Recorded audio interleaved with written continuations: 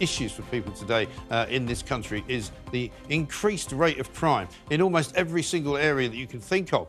We've got more knife crime.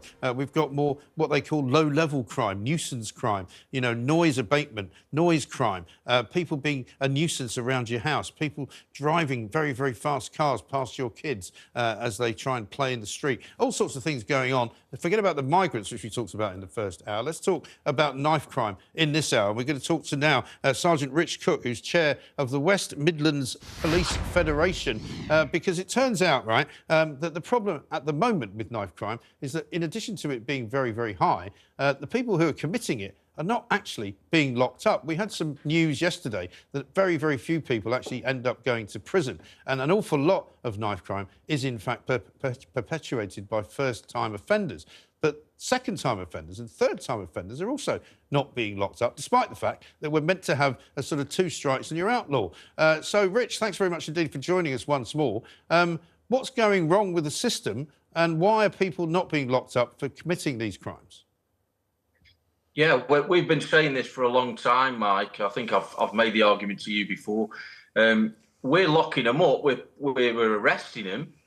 Certainly since the new chief constable's come along in West Midlands over the last 6 months, we have changed our tactics on the ground, and we are arresting people for knife crime offences. All of them will usually go into custody. The problem gets when they get to court, and the courts are finding reasons to keep them out of prison, even repeat offenders, where there is a law that was passed in 2020 that's supposed to require a minimum custodial sentence, which the vast majority of police that I represent would agree with.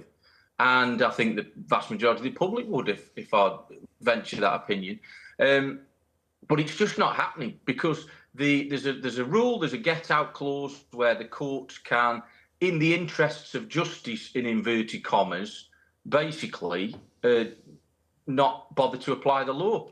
And, you know, the message has got to go out. These people are one step away from being killers, and we've got to protect innocent life, innocent members of the public first. I mean, I'm all for giving people a second chance to a degree.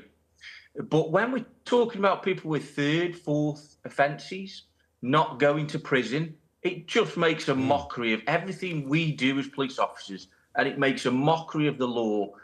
And you know, I just think it's demoralising for me as a police officer. Absolutely. I mean, I'm looking at some figures here which basically show that just 31.9% of offenders caught with a knife were handed immediate prison terms in the year to March 2023. I'm looking at the charge rate stats as well. Back in 2016, around about 60% of knife crime attacks were resulted in a charge being brought, and it's now down in 2022 to half that, 30%.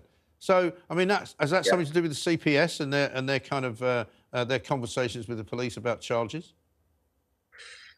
It's something.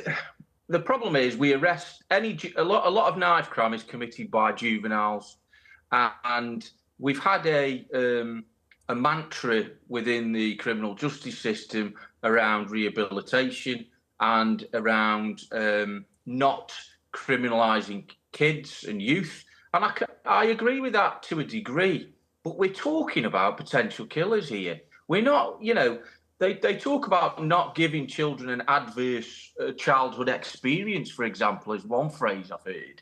You know, it's absolutely ridiculous. These kids are carrying machetes, swords, and they're using them to kill and maim other children. You know, so let's try and rehabilitate where possible. But when you've got repeat offenders, we've got to, again, goes back, who are we here for? Who are we here to protect? We're here to protect the innocent people who live in this country. And that, how do we as a society go to a bereaved parent and say to them, yeah, we stopped the offender 5 times with a knife, but we wanted to give him a second chance, a third chance. You know, and now he's gone and killed your one of those childhood experiences that you wouldn't want for your child to have as a parent is getting stabbed.